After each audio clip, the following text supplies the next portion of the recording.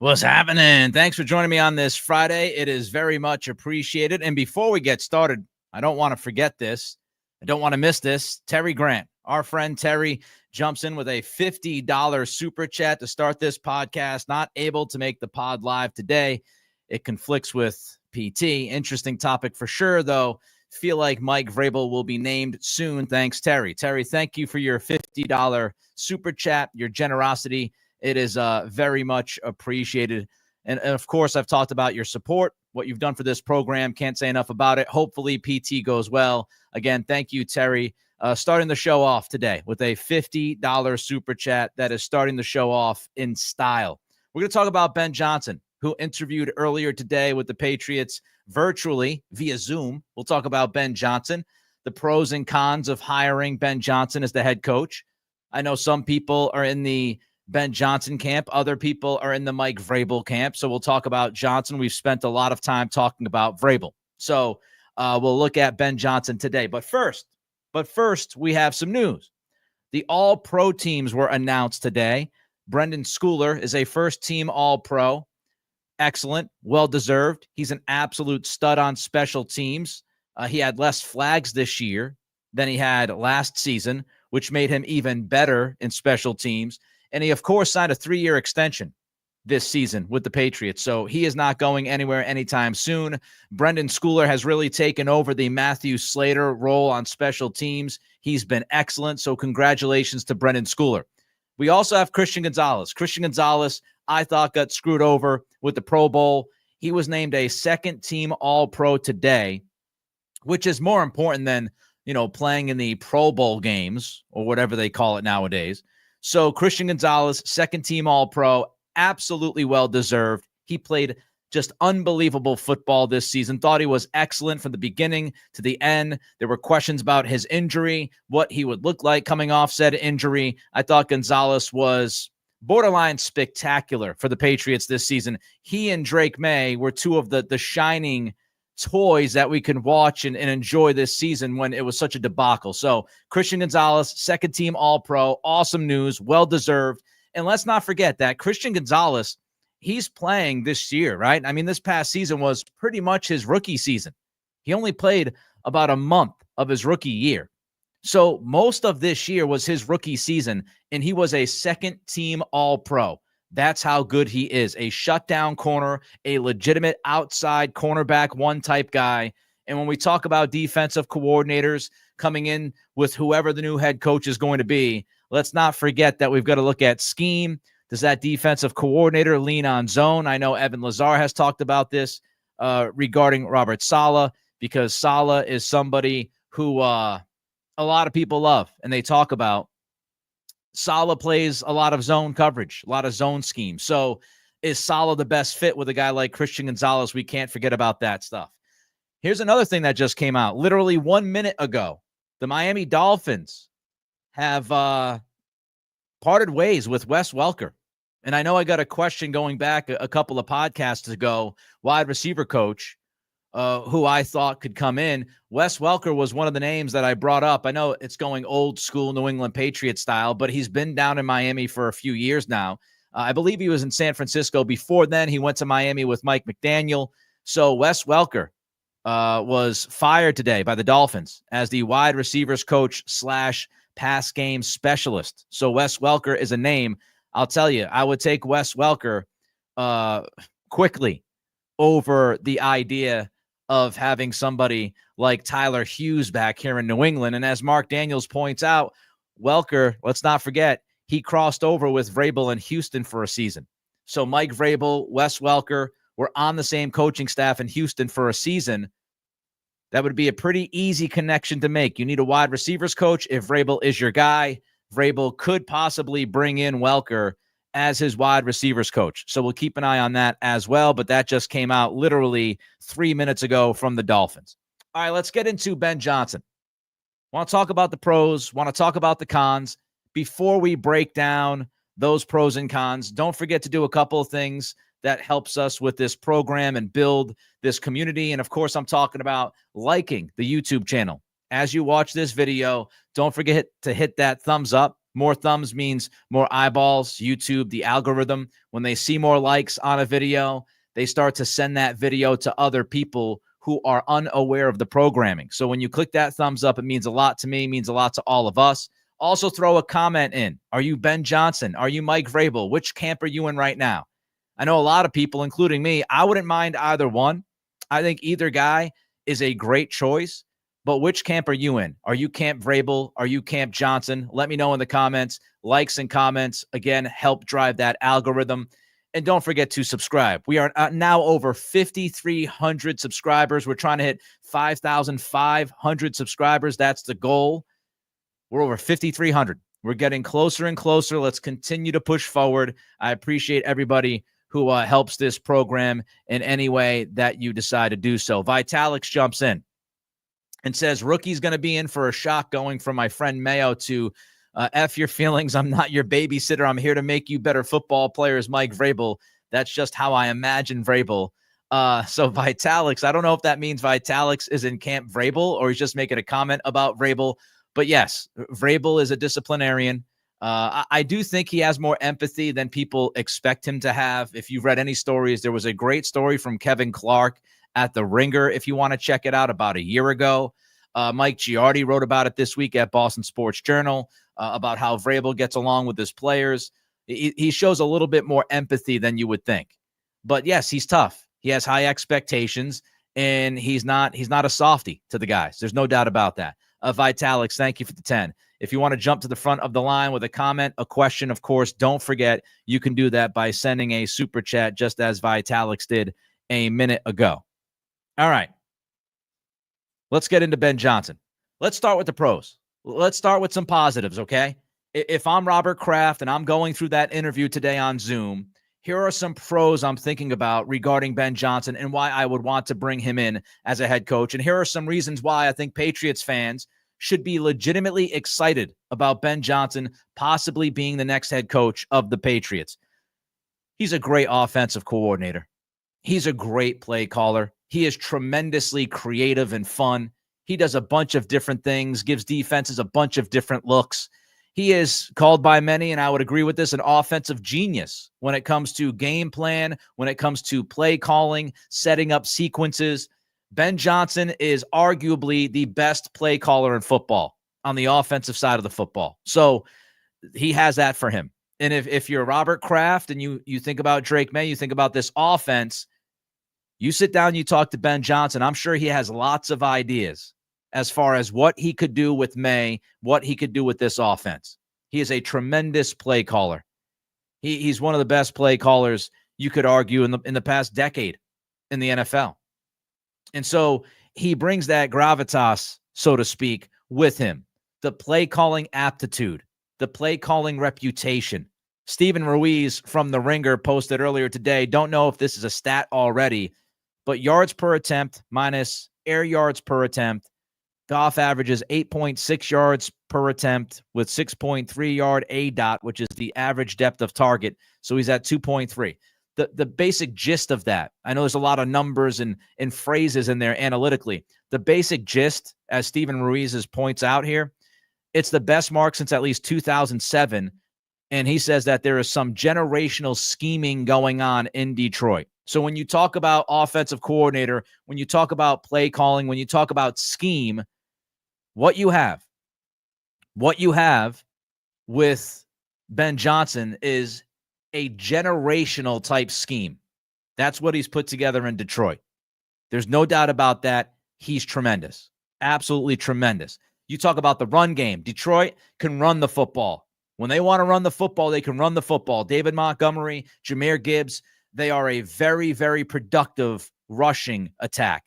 And then if you want to pass, Ben Johnson has made Jared Goff into a MVP candidate at quarterback. So it's not just one-dimensional. He can run, he can throw. As a play caller, he can hit you with both. And situational play calling. You know, throughout this season, I talked about Alex Van Pelt struggling with situational play calling, third down, fourth down, red zone area. The Lions are fourth in the NFL this year on third down, one of the best third down offenses in the league. They were third in the red zone. So one of the best red zone offenses in football, one of the best third down offenses in football. That means Ben Johnson is a terrific situational play caller. So that's the first thing. Secondly, if Ben Johnson works out, you have long-term stability around Drake May. And that's one of the major questions with Mike Vrabel, right? Vrabel's a defensive guy. Yes, he's worked on the offensive side from time to time, just did so in Cleveland, but Vrabel is known as a defensive guy. And his teams in Tennessee, a lot of people look at those teams and say they were defensive driven. And so who does he bring in as an offensive coordinator? Does that OC hang around here and give you stability surrounding Drake May? And what Ben Johnson could say is, look, Robert, if you hire me as your head coach, I'm going to take care of Drake May. Drake May, there's not going to be a lot of questions about Drake May. You want stability around your young franchise quarterback? You put me in charge of him. I am going to make Drake May one of the 5 best quarterbacks in football. I know exactly what he needs to do. I know exactly why he needs to do it. And I know exactly how we're going to get there. The stability around Drake May. And if you think about football 2025, you think about the quarterback, right? You got to have the quarterback. You would like to have the head coach. And you would especially love to have the play caller. Quarterback, head coach, offensive play caller, critical positions. And Ben Johnson, if he works out, you check all 3 of those boxes. You've got the quarterback taken care of because he's taking care of Drake May. You've got the head coach taken care of because he's been a very good head coach, right? If he works out. You've got the play calling aspect taken care of because he's one of the best play callers, maybe the best play caller in football. So you check those 3 boxes right away. Boom, boom, biggity boom. You know what else Ben Johnson could say? He could tell Robert Kraft, and this is another reason why, this is another pro in the Ben Johnson column. It's easier to find defensive coordinators. You can look around right now. Lou Anarumo is available after being let go by Cincinnati. Matt Eberflus is available after being fired by Chicago. Dennis Allen is available after being let go by New Orleans. Robert Saleh is available after being fired by the Jets. And so if you have Ben Johnson as the head coach and the offensive genius, you can look at all these defensive coordinators that are looking for jobs, these experienced, good, if not very good, defensive coordinators, and you can say to yourself, well, I can hire Ben Johnson. He's going to take care of Drake May in the offense, and then we go out and get Eberflus or Anarumo or Dennis Allen or Coach X, and now I've got the defense taken care of. You've got your young offensive genius leading the program and leading the offense. You've got the grizzled veteran defensive coordinator who has had results across the league. And that marriage makes a lot of sense. And of course, it's not like teams across the league are dying to hire the next big thing on the defensive side. The trend right now is offense. That might change, but right now the trend is offense. So if you bring in Anarumo could be your defensive coordinator for the next 5, 6, 7 years. You want to talk about stability. If Ben Johnson works out, you've got your offensive guy, your head coach, and your defensive coordinator all together for the next 5, 6, 7 years. That's stability. That is solid ground underneath the feet. The one thing about Ben Johnson is he's not Gerard Mayo for a number of different reasons. But Ben Johnson has known, right? He has known that he's been on all of these teams' wish lists over the last 2 years. And so you would have to imagine, unless Ben Johnson doesn't care about his future, unless Johnson just isn't thinking, which is hard to believe, that Johnson has curated a list as far as staff goes. He's been sitting there and he's been writing names down for the past couple of years. This is who I've worked with. This is who I would want to bring with me. This is what I see from this guy and in his projection as far as a coordinator goes or a positional coach. Johnson, I'm sure when he talked to Robert Kraft today, had a list of people that he would bring with him here to New England to fill out his staff. And we talked about it with Gerard Mayo. Mayo had 0 Rolodex, baby. And that's why Elliott Wolf was left trying to figure out this staff, because Mayo did not do enough before he got the job to have those names on the list. Ben Johnson has names. He's got names. He's been an NFL coach since 2012. He coached in Miami before he got to Detroit. And if you look at that Miami coaching staff, they were pretty loaded. They were pretty loaded with up-and-coming staff under Joe Philbin. And so Ben Johnson, he has experience in the league. He's been in the league for more than a decade. He should have more than enough names for his staff to bring in here to New England. He's only 38 years old. That's another pro. I mean, if he works out, if Ben Johnson works out, he's 11 years younger than Mike Vrabel. If Ben Johnson ends up being as good as you hope that he's going to be, he could be here for 10 years, 15 years. He could be here for 20 years if he wanted to. He could be here for 20 years and still be younger than 60 years old. So again, you want to talk about stability. You want to talk about having somebody run your program consistently for a long period of time. Ben Johnson's only 38. He could run this organization. He can run this program for a long time. And if he works out, you don't have to worry about head coach. You don't have to worry about offensive play caller for a decade, maybe even more. That's a pro. Offensive track record. That's a pro. We were talking about Gerard Mayo. One of the biggest reasons why I thought that keeping Mayo just didn't make much sense was because you have to go into free agency. This roster isn't good. We know it. You know it. I know it. The roster's not good. And you've got to try to sell free agents. And we saw it with Calvin Ridley. We saw it when the Patriots tried to trade for Brendan Ayuk.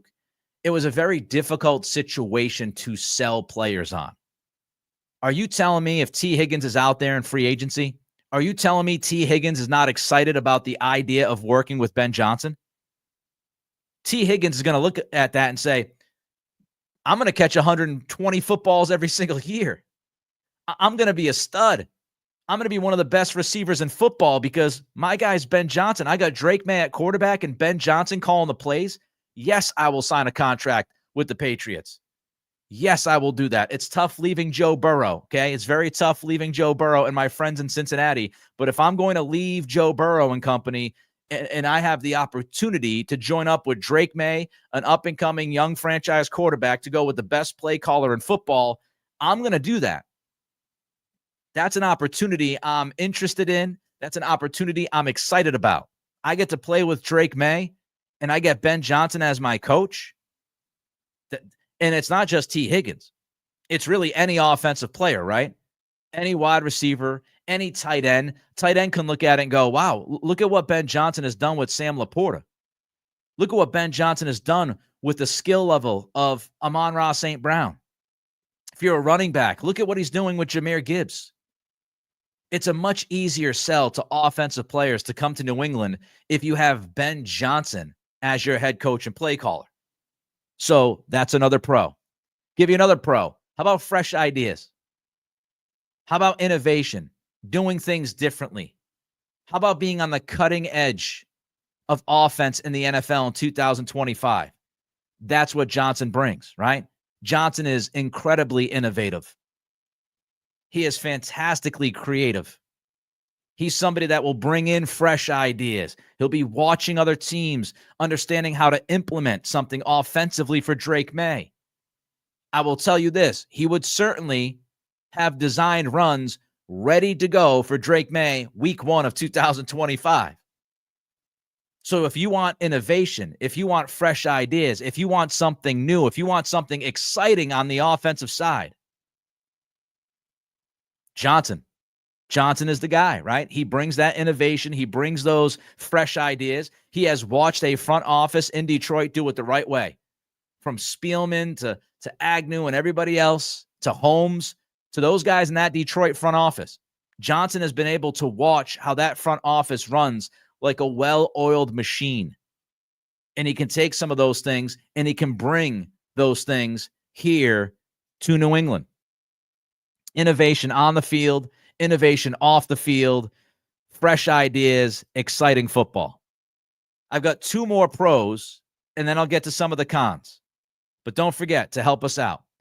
Don't forget to click that thumbs up on the YouTube channel to help us grow the audience, to build this bigger support group that we need throughout this offseason for the Patriots. Don't forget to like. Don't forget to comment. The comments help as well. And don't forget to subscribe. Subscriptions, keeping an eye on them. We want to hit 5,500. We are over 5,300 right now. We're inching closer. My friends at Spotify and Apple Pods, don't forget to rate and review as well. Those help us. The Spotify audience, it's really pumping over the last couple of weeks. So I appreciate all of you over there as well. So don't forget to like, comment, subscribe, rate, and review. All right, before I get to my two final pros, before getting to my cons regarding Ben Johnson, Kyle Kirk sends a super chat, $10 super chat. Thank you, Kyle, for the 10. The only fear with Johnson is he closer to McVay or Steichen? Lots of genius OCs turned head coaches that cut corners with importance of defense and special teams. McVay runs a program, not just an offense. I'll get to the idea of running a program, Kyle, in just a couple of minutes. But I think this is a very important point.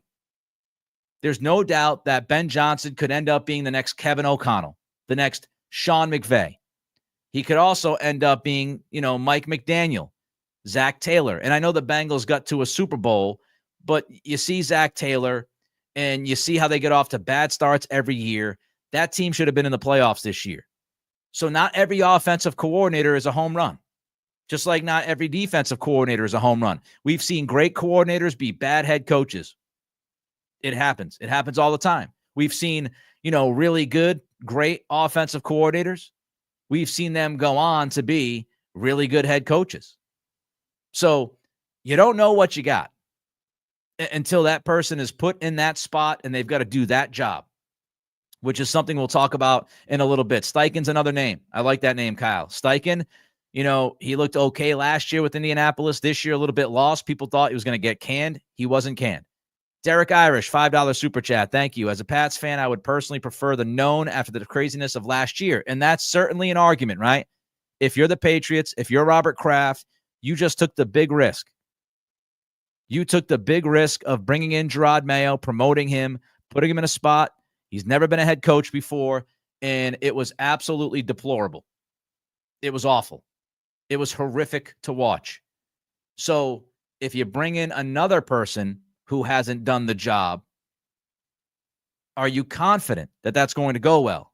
And if it doesn't go well, where does that leave your franchise over the next couple of years? Vitalix jumping back in with a $10 super chat. Thank you, Vitalix. If we don't get an announcement next week on Mike, do we assume they want an in-person with Ben when he's out of the playoffs? I would. I mean, if Vrabel is not announced within the next several days, and I don't think an official announcement will come out once the games kick off tomorrow afternoon, I do think that we could easily get something leaked, something reported that the Patriots are going to hire Mike Vrabel or the Patriots were knocked over by Ben Johnson.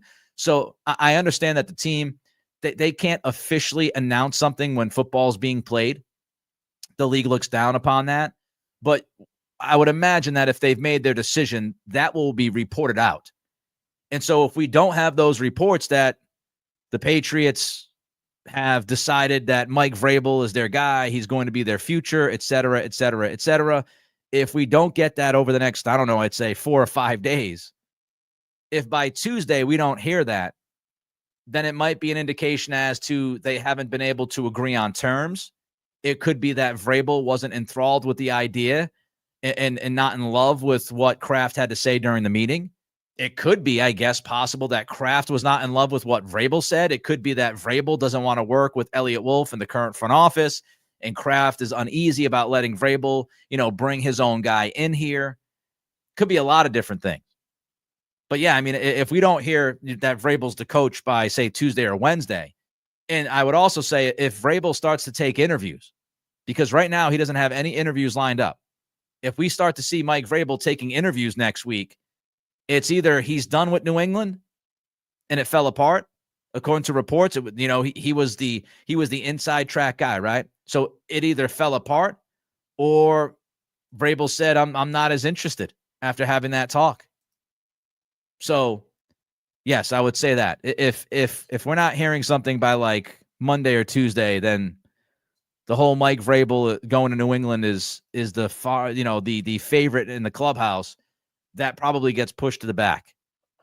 So we'll see. We'll see what happens. All right, let's get to the final two pros before I get to some cons regarding Ben Johnson. I would expect Ben Johnson to be much more aggressive than Gerard Mayo and Bill Belichick were. Belichick, since 2012, I've said this on the podcast before, 2012, moving forward until he was gone from New England, he was one of the most conservative coaches in all of the NFL. Everybody remembers 4th and 2, Kevin Falk against the Indianapolis Colts forever ago. But from 2012 moving forward, even with Tom Brady, Belichick was one of the most conservative coaches when it came to 4th down and punt decisions. Mayo was incredibly conservative this year as well. I think the Patriots were in the bottom 5 as far as, 4th down go decisions. So I would expect Ben Johnson coming from Dan Campbell. We know Dan Campbell is the furthest thing from being conservative. I don't know if Ben Johnson would be Dan Campbell when it came to 4th down, but I would anticipate Johnson being much more aggressive than either Belichick or Mayo have been over the past 12, 13 years. And I like that because I think that's where football is going. You should be more aggressive. Ben Johnson is not just a play caller, by the way. In his career, he has coached other positions. He's coached quarterbacks. He's coached wide receivers. He's coached tight ends. Mike Giardi, I saw him comment this week. I believe he wrote that Johnson has a good sense for differing personalities. So Johnson has worked with other people before. He's worked with other positions. He's not just an offensive play caller who's focused on the quarterback. He's more versatile than that, which is good to hear, good to read. All right, so those are the pros. I gave you 9. I gave you 9 Ben Johnson pros. Let's get to the cons. Before I get to the cons, I want to let you all know I'll be on the Sports Hub this Sunday from 2 to 5:30, live on the Hub with Mark Dondero. Dondero will be doing the headlines. So myself and Mark Dondero will be on the Sports Hub Sunday afternoon, 2 p.m. to 5:30 p.m. So if something breaks over the weekend, I'm, of course, going to do a podcast, breaking news podcast here if we find out something. But I'll also be working for the Sports Hub on Sunday afternoon from 2 to 5:30, so check us out. All right, before I get to the cons, let me go to Casey's $20 super chat. Casey, thank you for the 20. After reading the Callahan Doug Kyde piece, I don't think a known introvert is ready for this dumpster fire they need. I'd love the best play caller and offensive mind in football. We need a hardo toast the tone. I don't think that's what he means, but I get what you're saying. I get what you're saying. So we need a little bit more of a disciplinarian. And the idea that Johnson is an introvert, I'm going to get into that, Casey, in just a minute, because I do think that's one of the biggest questions about Johnson, his personality. Does his personality lend itself to being a leader of men? Is he that kind of locker room presence that can galvanize a locker room? I'm a Notre Dame fan. You saw Marcus Freeman last night. If you watched that game at all, one of the strongest things about Marcus Freeman is that he is a leader of men. He galvanizes that group. They believe in him. And so they're willing to do whatever it takes to win a football game for Marcus Freeman. Does Johnson have that type of personality? Does he have that type of charisma? Thank you, Casey, for the 20 on the super chat. All right, let's get to the cons. Let's start here. Ben Johnson has never run a program. And that is such a huge thing. I think people overlook this. He's never run a program. I have no idea if he can be a head coach. You have no idea if he can be a head coach. Of course he could be a great head coach. He could also fail miserably, and we're going to be going through this again in like 2026. What's his learning curve, right? What's his learning curve to be a head coach? Is he going to be right out of the gates like, some of the guys we've seen, like an O'Connell or a McVay? Is he going to take 2 years, 3 years to figure it out? When you're a head coach, you have a lot of different things going on, right? You got a lot of different things pulling at you. You got to come up with a camp plan. You've got to come up with a mandatory mini camp plan. There's just how do you handle drills at practice? How do you handle preseason games? How do you handle joint practices? What's the nutrition program? There's a billion things. And Mayo talked about that this year, right? or at least last year. Mayo was shocked. He was shocked with how much was involved. Now, I'm not saying Ben Johnson won't be ready. I'm just trying to give all of you an idea of how massive of a job it is to run an NFL team. And Ben Johnson has never done that. Mike Vrabel has done that, right? Vrabel comes in. He knows exactly what he wants to do, why he wants to do it. He knows what has worked and hasn't worked in past years as a head coach. He knows all that. Johnson doesn't. And after Mayo failed to run the program and was clueless, frankly, trying to run the program, do you want to risk the idea of somebody else who's never run a program to come in right after Mayo? Because if Ben Johnson doesn't work out, you could be looking at another coaching change in 2026 or 27. And you look back at it, you go, man, oh man, we went from Belichick in 23 to Mayo in 24 to Johnson in 25 to somebody else in 26 or 27. You want to talk about a terrible, terrible franchise? That's how you do it, folks. So he's never run a program. That's a major issue with me. He could be great, but it's a major issue to bring somebody in who just has zero experience being the top guy after what you just went through. The second con that I have, and there was a super chat earlier about this. Does Johnson have the personality? Does he have the personality to be the guy? Phil Perry wrote about Johnson this week, and he said that Johnson is viewed as brilliant, but as a bit of an introvert. A bit of an introvert. So he's not somebody who is, the talk of the town. He doesn't walk into a room and everybody's just like, that's the guy. He's an introvert, right? In a social setting, he's kind of antisocial. Keeps to himself. I've heard Phil talk about this, that Johnson is kind of stuck in his computer at all times. That's what he does. He's like tunnel visioned. He's in his computer. He's banging out offensive plays. He's not an extrovert. He's an introvert. I also found this very interesting. Mike Garafolo talked about Johnson's interviews last year. So Johnson was going into last offseason. Johnson was the favorite in Seattle, and he was the favorite in Washington. Those two places, if you were predicting where Johnson was going to go or who those teams were going to hire, you would lean towards Ben Johnson last offseason. Here's what Garafolo said on Seattle's Puck and Jim show. And this is from Mike Diabate at Sports Illustrated. Here's what Garafolo said. Here's what Diabate wrote. Garafolo provided some insight not only into the Washington job, but also the Seahawks head coaching position, both of which Johnson was a reported finalist. Ultimately, Johnson turned down both opportunities to remain with the Lions. Here's what Garafolo said. Okay, you ready? And I think this is important. This kind of stuff is important. Garafolo said on that radio program about Johnson, quote, I don't think he interviewed particularly well. I don't think he really bowled people over in the interview process at all.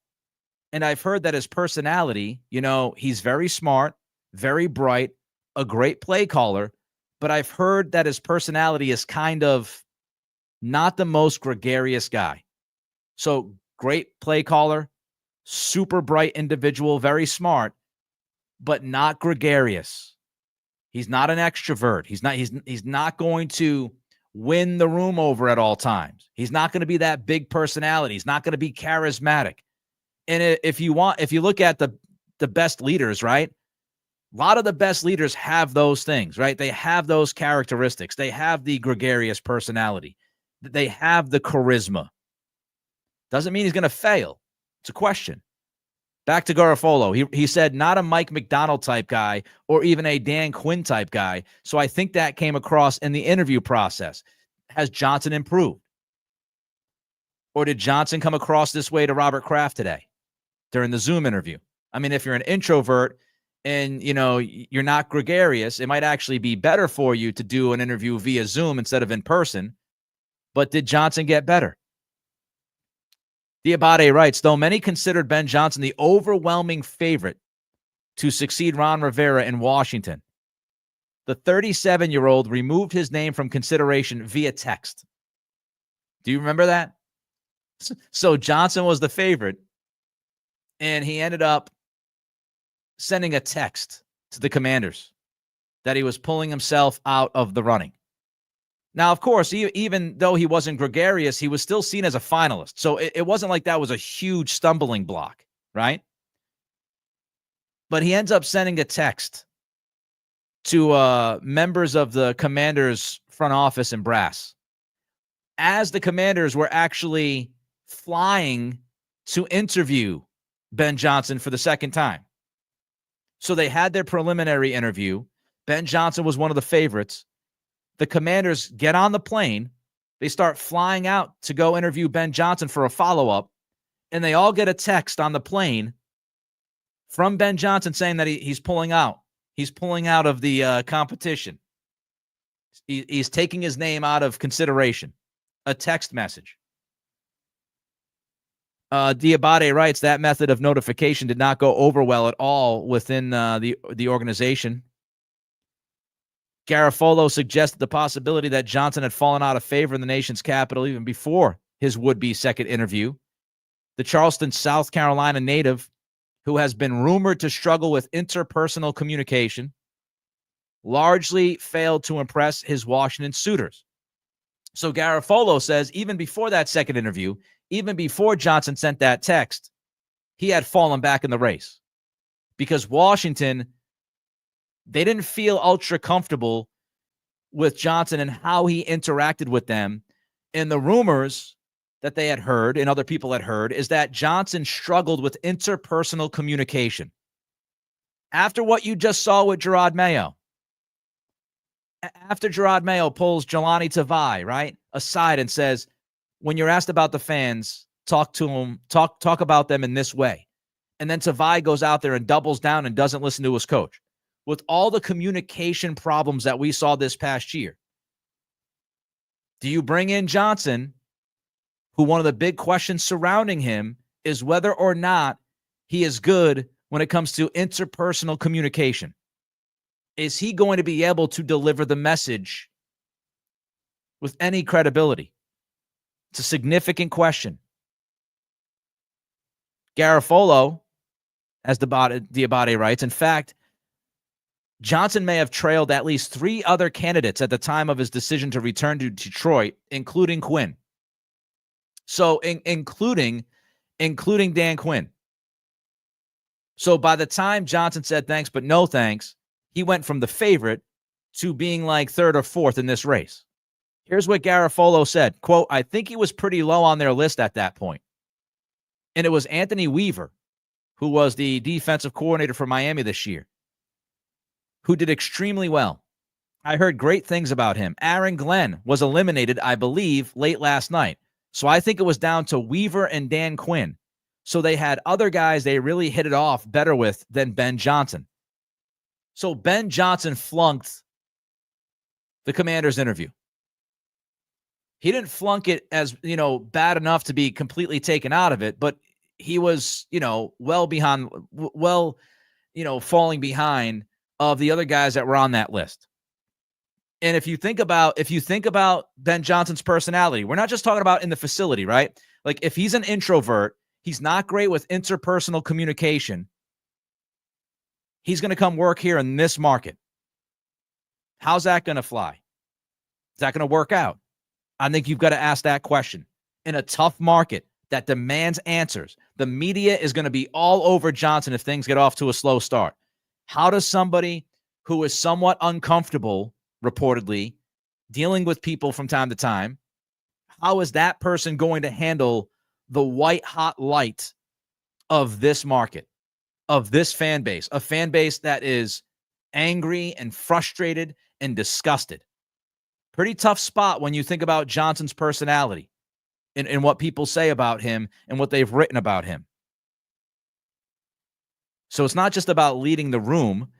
His offensive players, I will say, Jared Goff and other guys have come out and said that, they listen to Ben Johnson. Johnson does a great job of making sure that they know what they have to get done. They believe that he is a good disciplinarian. So the players, they stand by him in Detroit. But if he's not great with the interpersonal communication and he's kind of awkward, I've heard Adam Gase thrown out there. Like if he's an Adam Gase kind of personality, does that work as a head coach here in New England with these fans and this media and this market, and especially what just happened the last 2 years? Could get uncomfortable quick. Another con. Again, I went through 9 pros. If you're just joining us, you can go listen to that earlier in the podcast. The third thing I would wonder about with Johnson makes me a little uneasy. He's got a lot of learning to do, right? And he's got a lot of other work to do in the program. And I heard this from James Palmer during Phil Perry's Next Pats podcast this week. If you guys and girls haven't watched that or listened to that, go check it out. Phil's interview with James Palmer is terrific. And they get into like Mike Vrabel. But one of the things that they talked about was this idea that when you're the head coach, there's so much going on inside the building. You don't have as much time to devote to play calling. So if you think about Johnson as somebody who is, tunnel visioned in his computer and the laptop and the tablet, and he works all week long, morning, noon, and night, right? His entire life is devoted to come up with his offensive game plan that week and to come up with different play calls, to install different looking things, right? Well, he's going to have a lot less time to do that when he's the head coach. When he's the head coach, he's going to get pulled into the nutrition direction. He's going to get pulled into this meeting and that meeting. He's going to have to do this press conference. And so when you're the head coach, again, you've got a lot of different things that you're juggling, a lot of different things that you have to juggle. And inevitably, all of those things that you're juggling takes away from your play calling ability. And that's why a lot of times we see guys that were coordinators, they struggle as head coaches because when they're tunnel vision and they're the coordinator and they have one thing to focus on, make the defense, the offense, the special teams the best it can be. And that's the one thing that they're focused on. They're very good at it. But when you got to walk into a building and you got to think about this bucket, that bucket, and then all of a sudden you look at a room and there is literally 100 buckets that you've got to pay attention to, you're not the same play caller because you don't have as much time. And so as good as Ben Johnson is in Detroit as a play caller, would he be as good here in New England as the play caller if he's the head coach? And if you are devoting yourself to the head coaching position, are you going to be able to actually do a good enough job at the head coach position? Or are you going to be too distracted with what you have loved, and that's the play calling and the offensive side of the ball? So it takes away from your play calling all the other responsibilities that you have as the head coach. Now, of course, it's possible. We've seen Sean McVay do it. We've seen other people do it. Of course, you can be a great coordinator. You end up being a great coach. You figure it out. Johnson could certainly figure it out, but it's a question I have. How much will his play calling acumen be impacted by the fact that he's going to do a billion other things as the guy who runs the program and a guy who runs the program for the first time in his life? How about the fact that Ben Johnson's always had talent? I hear people criticize Mike Vrabel. They say, oh, well, he won 12 games because he had a loaded roster. You can check out my tweets about that at Nick C Radio, the loaded roster criticism. But what about Johnson? If you're going to dock points from Vrabel because he had a loaded roster, do you not dock points from Johnson because he's had an absolutely loaded offense? Amon-Ra St. Brown, Jameson Williams, Sam Laporta, Jahmyr Gibbs, David Montgomery. Let's not forget that they have one of the best offensive lines in football. So Johnson has worked with one of the most talented offenses in the game. Jared Goff was a former number 1 pick. I mean, he might not be the greatest thing since sliced bread, but he was talented enough to be drafted number 1 overall. So Johnson's had a loaded offense, which makes you wonder if he doesn't have a great offensive line, if he doesn't have all of that talent, is he able to get the most out of what he has? We don't know because he's always had a loaded offensive roster. He's always had a really good offensive line. So how much has that helped him? Like, what would Johnson look like this year with this Patriots team? With that offensive line, with the rookie quarterback, with Ramondre Stevenson going up and down and then mostly down, with those receivers. Now, maybe Johnson would have got more out of him, right? Maybe Jalen Polk would have been a different player with Johnson as the coach. Maybe. Maybe May would have been even better. Maybe he would have made the most out of that offensive line. But I don't know. It could have looked not great.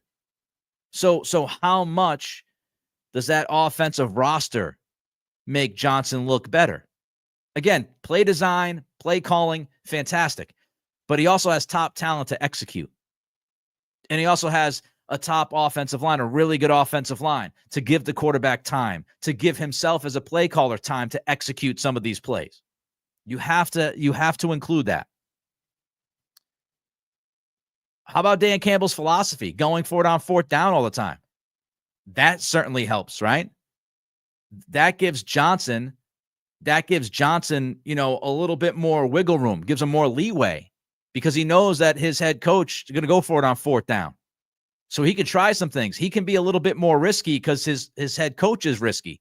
Will Johnson be the same? I don't know. Does Johnson have the same mentality of Dan Campbell? I have no idea.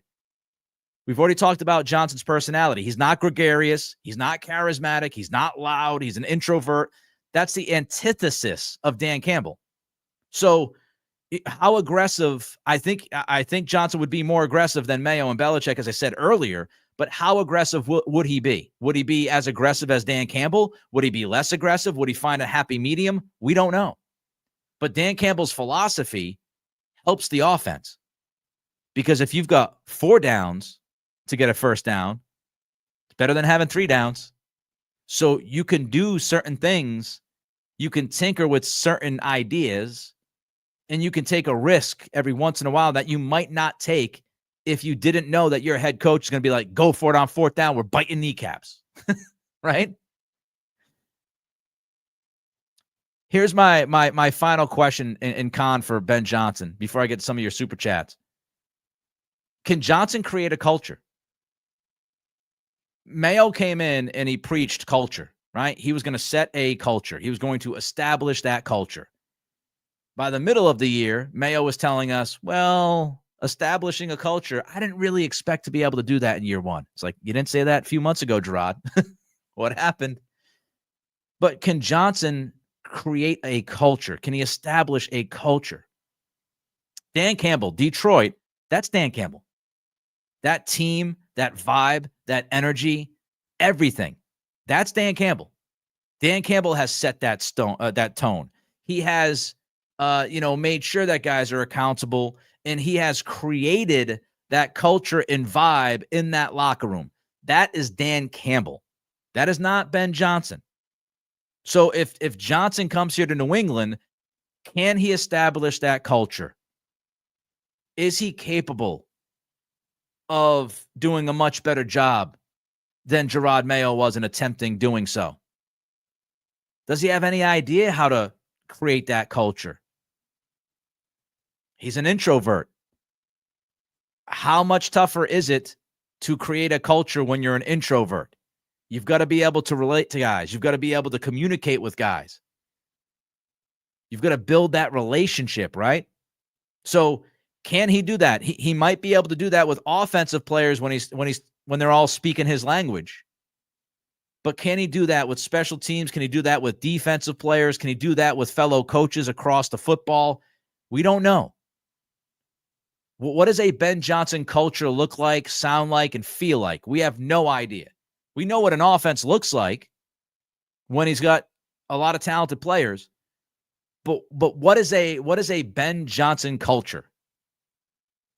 No clue. And I think that's risky. So when you look at the pros, again, I've got 9 pros for Ben Johnson. I've got 5 cons for Ben Johnson. I still think he would be an exciting hire for all those pros that I mentioned.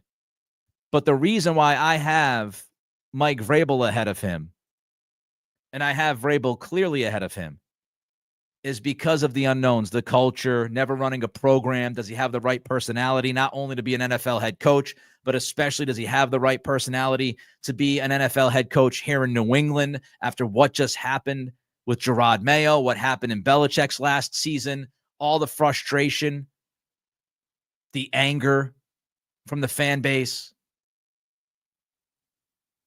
But you could also get a lot of Drake May, right? Get a lot out of Drake May, and he could make this quarterback and offense flourish, and he could bring in a bunch of fresh ideas and recruit a bunch of great talent, and you could sell the T. Higginses on the idea of playing for Johnson. But a lot of unknowns because he's never done it, and he has a personality that will lead you to some of the questions. All right, let's jump to some Super Chats. Don't forget to like, comment, and subscribe. $5 Super Chat from Ryan. Thank you, Ryan. Personally, don't think Ben Johnson is a fit here. I've heard Phil Perry's kind of an introvert, so how does he handle a big market? Exactly, Ryan. Exactly what I've been talking about, right? How does he handle this? This is not a market where people don't care. This is not a market where if you're not the biggest personality, you're not winning right away and things haven't turned around and you're getting questions. If you're an introvert, how do you handle those questions? How uncomfortable are you in front of the cameras? And some might believe that's not that big of a deal, but it is.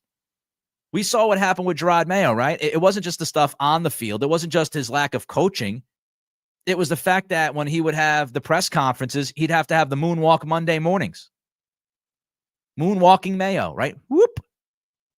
On Monday mornings because of what he said. And when somebody, it's not just what you say, it's like how you deliver the message. People did not have confidence in Mayo because he went up there in front of the microphone and he didn't do much to give you confidence, right? He didn't instill confidence in you as a fan because when he was up there, he wasn't answering the questions directly. He would say something, then he would have to backtrack, and you just you lose any kind of confidence in him.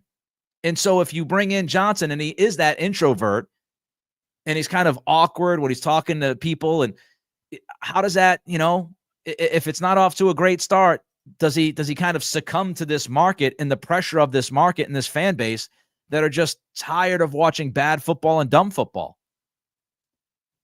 Thank you for the 5, Ryan. I appreciate it. So there you go. There's my deep dive into Ben Johnson, the good and the questions that I have about him. We'll see if there's any announcements coming up or any reports that come out over the weekend. If there is something, I don't know about tonight. If there's something tonight, I'll try to get a breaking news podcast out there. I do plan on going out with Kelly and having a couple of drinks. So we'll see. It might be a very interesting podcast if something happens tonight. You might see me a little half in the bag breaking things down. Or I'll just push it to tomorrow. But I'll keep an eye on things over the weekend. Of course, something breaks, we'll be all over it. Like, comment, subscribe. Sunday afternoon, 2 to 5:30, myself and Mark Dondero on 98.5 The Sports Hub. So swing on by. Check us out on that. Should be a very fun weekend. Everybody, enjoy your weekend. Be well. Be good. And if nothing happens, I'll talk to you on Sunday. And then I'll talk to you, of course, on Monday right here, 3 p.m. Eastern, live on YouTube with the Nick Cattle Show.